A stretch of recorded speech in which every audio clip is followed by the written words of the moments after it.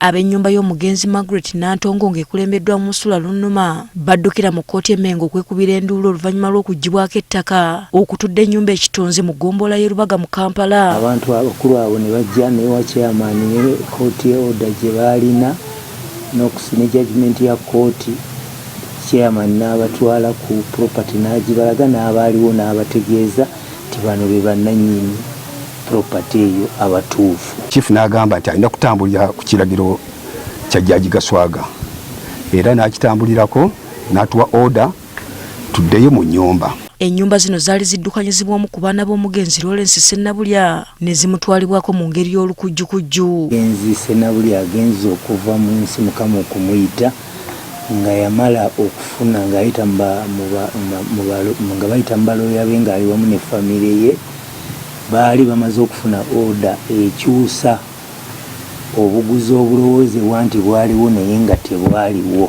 Ensonga zino zaatwalibwa mu kkooti Emmengo era omulamuzi wa kkooti eno Duncan Gaswaga yakkiriza abaana b'omugenzi Margaret Nantongo okweddiza eby'obugagga bya nnyaabwe. Court order nsigningidde nga chairman LC1 era ngenda giteeka ku fayiro ku byonna bye nnina.